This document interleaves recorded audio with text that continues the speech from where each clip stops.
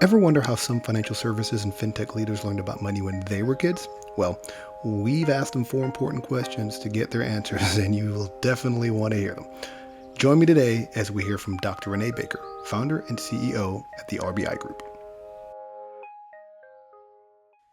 Hey everyone, Mac Gardner here, author of Motivate Your Money and the global best-selling children's book, The Four Money Bears.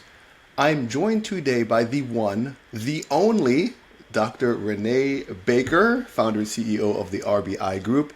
Renee, thank you for joining us today, man. Well, thank you so much for having me. This is such an important topic, and you do such great work, and it's so empowering. So I'm just happy to be here, honestly. Well, Renee, glad to have you. For the folks who do not know who you are, ma'am, could you take a little bit and share who you are and your work in the industry? Yeah, absolutely. Dr. Renee Baker, call me Renee, and I spent decades. I kind of don't want to say how long, but I'm the same way. I'm like, mind your business. No, but I'm a former corporate executive. I spent time working on Wall Street and in financial services, and then I became an entrepreneur. I am a speaker, I'm a professor, and I'm a passionate advocate for financial education. Mm-hmm. But my favorite titles, the ones that I hold so dear, they don't show up on LinkedIn. Mm-hmm. And that's my role as a wife and as a mom, mm-hmm. and all the great work that I feel called to do in the community. And everything I do, Mac, is about helping people live with purpose, power, and abundance. Which is why I asked you to spend a little time with us today, because you are what I consider an industry leader, someone that's doing a lot of things to really help others. And so some of you may know that we are going to be launching the Four Money Bears Berryville game. It is going to be a first of its kind game that will help young people as well as older folks. It's not just for kids when it comes to managing money and really, finding a new, different way to engage financial education, financial literacy. Is going to be entrepreneurial aspects of it. It's going to be money management aspects to it. But Renee, what we're doing through this interview series is we're reaching out to folks and we're asking them some questions that really tie into their early experiences. So there's going to be 4 questions we're going to be asking our guests. Are you ready for question number 1? I am ready. All right. So Renee, as a person who is an educator yourself, what is your earliest memory of money education? I love this question, and I have to go back and think about it because It's not what people might expect. We didn't sit down with spreadsheets or piggy banks. In my house, we didn't talk about money at all. Mm-hmm. And it wasn't even something that was brought up around the table. But even in the silence, I did pick up on a couple of lessons. And that first lesson was that money didn't grow on trees. Mm-hmm. But I was always trying to figure out then, okay, well, where did it grow? Because I was watching a show, and I'm going to date myself, but I was watching a show called Lifestyles of the Rich and Famous as a young Robin Leach. Yeah, it was Robin Leach. And I would see all these things on TV. I mean, yachts and private jets and champagne towers. I never saw anyone that looked like me, but what stuck with me, and I used to get in trouble for this, for asking about, well, why not us? Like, who are they and why not us? But it really wasn't until I, went and majored in college that I really started to learn about wealth and the strategy behind it and the power behind it. And I really do wish that I had those conversations soon.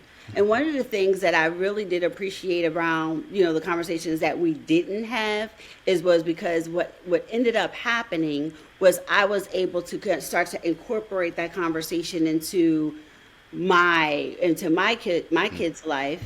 And if I really think back into what was happening at that time and what I didn't know earlier, is that money might not grow on trees, but we can absolutely learn how to plant seeds. And that's where that conversation of building wealth and financial education can begin. Yeah. I like that. I've been asking folks different sort of money experiences, and I like the candor behind this conversation, Renee. And for some folks, it's like, Mac, look, honestly, we didn't talk about money. growing up in our household. It's actually one of those subjects that sadly a lot of people don't talk about because if your parents never got it, how can you instill into your child? And so there are generations of folks that just never got anything, but will have to find a way to do it. So that actually leads me to the second question, Renee, is what did money represent in your home as you were growing up as a child? This is a good question, and this has a different tilt towards it because money was, we didn't talk about it, but it felt complicated. We had love, we had community, we had each other, family, right? I grew up I always say I grew up surrounded by family and surrounded by love. That was wealth to me. And I also grew up in a home where we learned how to make $1 out of 15 cents. So clearly we knew how to budget. And even if we didn't call it budgeting, it was like survival, right? And it also helped us to navigate. And I saw how my parents would make meals. They would call it stretch the meal. Yeah, make it last, make it stretch. Yep. And we're rotating outfits. I'm just a girl, right? Like I liked my dresses and I liked my shoes, and that was not how that was going to go. But I've heard this before, and I'll say this was also the case for me. We didn't feel poor, and we were resourceful, and that really have served me really well about that. So while we didn't talk about money, I would say we still live with those lessons of sacrifice, creativity, and discipline. Maybe then I could say that those were our currencies. Yeah. And as I got older, I started to realize that money had been this invisible force in our lives. It has shaped what we can say yes to and what we had to say no to. And when I look back and I start to really think about it, I can see that it really wasn't about a lack of ambition. It was a lack of access and exposure. And that is, I'll keep saying, this is why I care so deeply about financial education. And because if we had that knowledge, if my parents knew, as you had said earlier, maybe not just how to save, but also how to grow, we would have moved through life with a little bit more ease and a lot more power. Yeah. So while we didn't talk about money, we didn't miss out on the lessons. And sometimes you just don't miss out when you don't talk about money and financial education. You just don't miss out on dollars. I feel like you also miss out on dreams. Yeah. And you miss out on dreams. But what I really like about your experience and your story is the value system. The value system that was instilled and implemented in your home. Because if you think about it, you can have all the money in the world, but if you don't have that value system, what to do with it and how to make it work, it's not really going to help you much. So I think having that value system is just as important, maybe if not more important than the knowledge of what to do with the money. When I talk about money, we talk about the 3 R's, right? You realize what money is as a young person, right? Then you recognize what it does. Okay, I can do things with this. But then you rationalize how to use it. And I think for a lot of young people in our society, the functionality of money is sort of twofold. I know I can spend stuff with it. I know I can buy stuff with it. So that's why we're so keen on the 4 Money Barriers book in this game, is because if we can expand that awareness to, okay, I know I can spend, I can save, but I can also invest. Right. Or I can also give to others that are in need. What could that young person then rationalize, and what sort of game plan can they put out for their life now that they know that they've got these other options? And, I think about it myself, my kids, I try to explain to them, hey, you can do more things with it. So if you give them more runway to be able to do things, combined with that value system of making sure you work hard, making sure that everything needs to be done to help more than just yourself. Right. I think that's where we can do some amazing things. So, Renee, you mentioned that you are a parent. Yes. That leads us to question number 3. How do you think we should teach young people about money? I have 3 daughters. They're all adults now. And I'd say start early. And don't overcomplicate it. You act like kids can't handle money conversations. But I don't know. Can't. Today, they're like little financial analysts running around here. But to your point earlier, they understand value. They understand choices, and they understand trade-offs, and we teach them that, but they can understand that, and we just have to connect the dots for them. So for my kids, my daughters, the girls, we started Finance Fridays, And that was something that it was a family tradition. And we talk about real money topics. And because I was working in the industry and, you know, these kids were reading, I would teach them how to read, but using like the Wall Street Journal and reading the real magazines and information, topics that they could handle. And we covered topics like budgeting, credit cards, giving, investing, you know, just those things, but at a level that they could handle. And as they got older, we would expand those conversations with credit cards and that sort of thing. And guess what? They got it. And because I made it a part of our everyday life, not just, you know, we'd have those conversations on Friday, but not overwhelming. It wasn't like a lesson. It was a dialogue and it was real for them. But I saw that it became an ongoing conversation and even how we went in the store.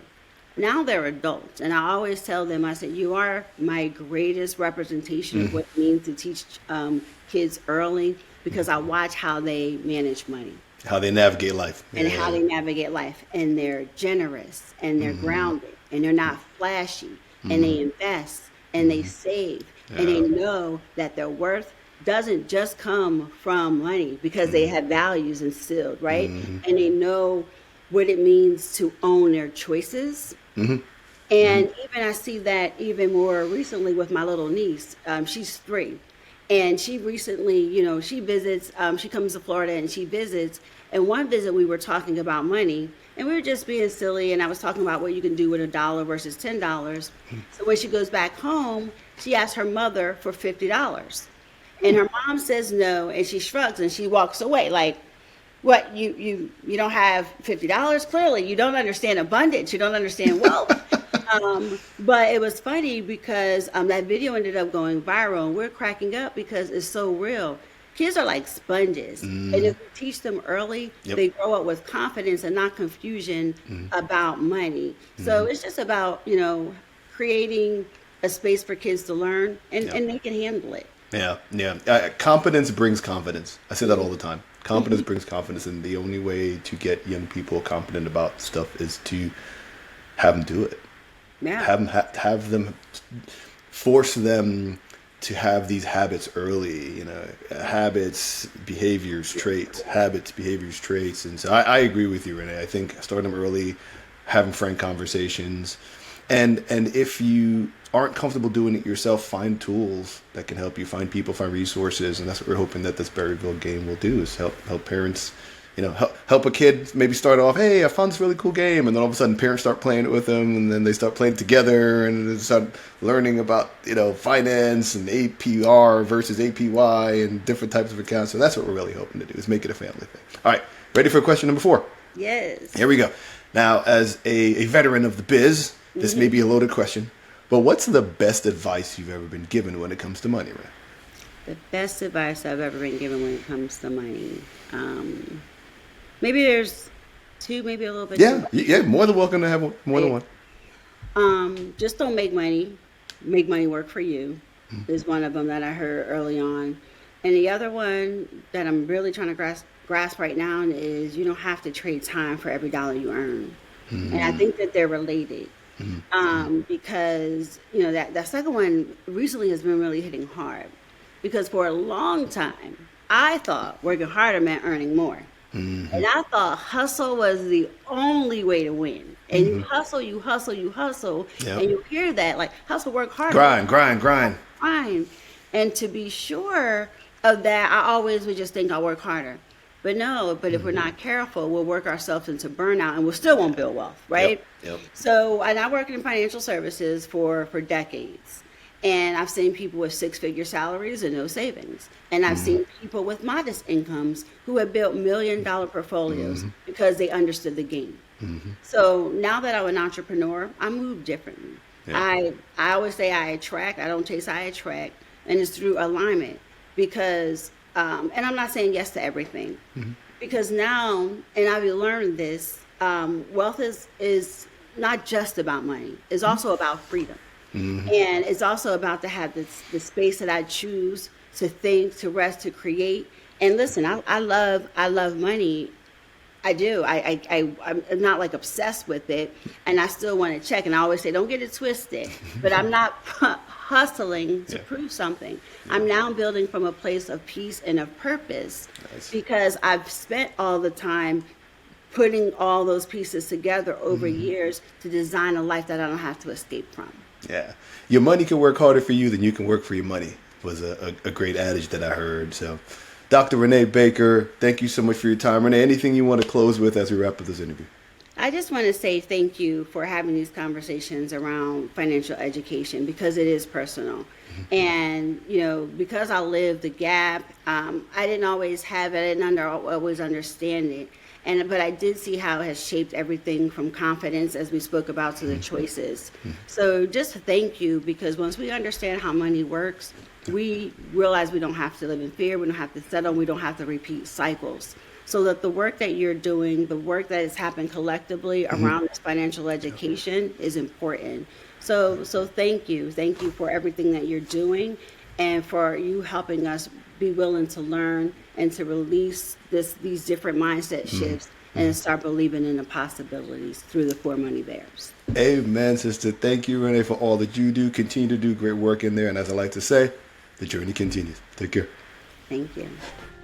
Thanks for joining us today. We hope you'll join us for our next engaging episode. Be sure to follow us on LinkedIn and visit www.the4moneybears.com.